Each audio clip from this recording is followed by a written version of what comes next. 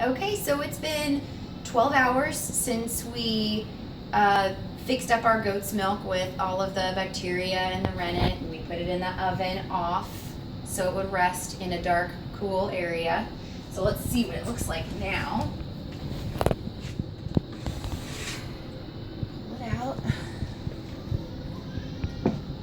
Sounds like someone woke up from their nap, so we'll go get them pretty soon. But here we go.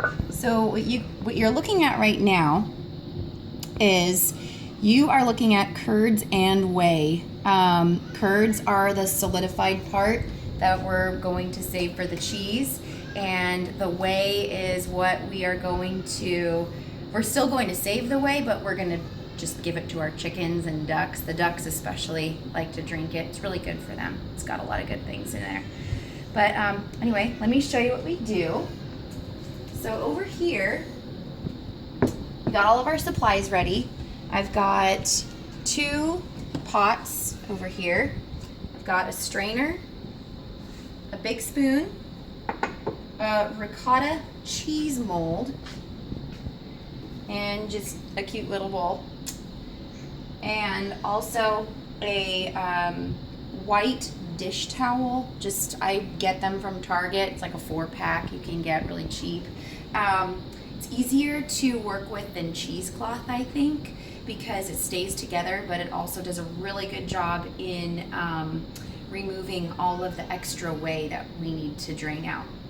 So anyway, there's 2 ways to drain the whey out of your cheese. The first way, if you do have, the first way to do it, if you do have a ricotta mold, it's really easy. I'll just show you right here. I'm gonna take this little bowl, put it upside down, then I'm going to put the ricotta mold on top. That way, when all of the whey drips through, it drips down into the bowl, but it stays off of the cheese. So I'm going to readjust things a little bit. And I'm just going to very carefully scoop in. The reason why I'm being really careful and gentle with this is because I don't want to break up the cheese at all into small curds. I want to keep it as big as possible. I'm going to gently ladle it in. I'll show you, I'll put about half of it into my ricotta mold, and then I'll show you what I do with the other setup in case you don't have a ricotta mold. If you don't have one and you want one, I got mine off of Amazon for fairly cheap, and it makes a really cute design on the cheese when you're done. So let's put a little bit more in. I want to make this a big wheel of cheese here. You just have to be really careful not to break it all up. Okay. Something else I want to say is when you're looking at your whey, your goal is for the whey to be slightly yellowish in color and clear. You don't want it to be super cloudy. If it looks really cloudy, that means that some of the milk proteins didn't actually make it all the way to cheese, kind of didn't work all the way.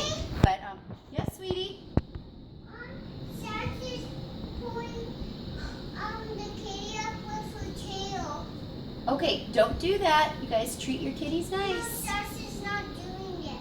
Sass is doing it. Okay. But not me. Okay, honey. All right. Thank you.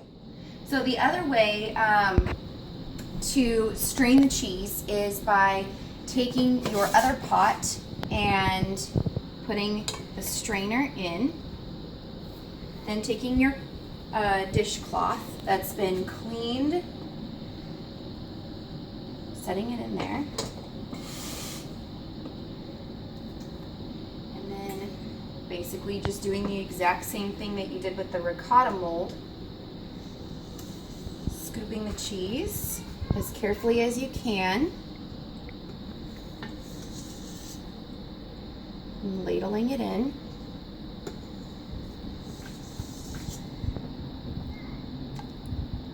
It smells like goat cheese. It's got that somewhat pungent odor, similar to the flavor, you know, for those who have had goat cheese.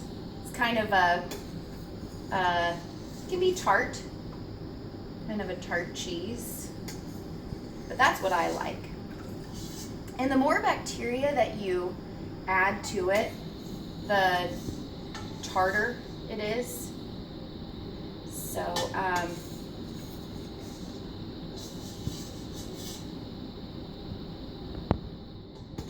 did I mention how I added a couple more drops of rennet in?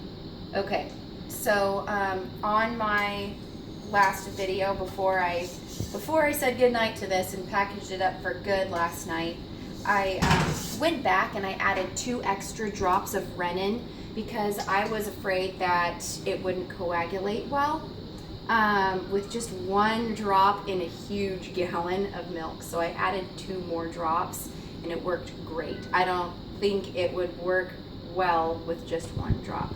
So my rule of thumb is going to be about a drop of rennet per quart, maybe 2, maybe 3. So for a whole gallon, that'd be 4 quarts. I would do probably about 3 drops, maybe 4, but we got away with 3. So here is what we have left. And what I can just do is pour this in the rest of the way carefully. Don't want to break up curds in there, but I do want to get every morsel out. Okay. So now that that's done, what you do with this setup is you just take the corners. I tie this together like this. And then I tie these corners together around a cabinet handle that I'm not really going to access for the day, because what you're going to do now is let this hang, or for the ricotta mold, either one, you're going to let them drip and drain anywhere from 6 to 12 hours. It just depends on what consistency you're going for. I just like to try to get as much whey out as possible, because I still feel like letting it drain for about 10 to 12 hours gives me a really good creamy consistency that's good for either crumbling on top of a salad or spreading it on top of a cracker. And you want to make sure that you don't squeeze this. That will also break up the curd. So this is a really gentle process. Now all you do is you just let it drain for the rest of the day. And the same one too, you're going to let this drain as well.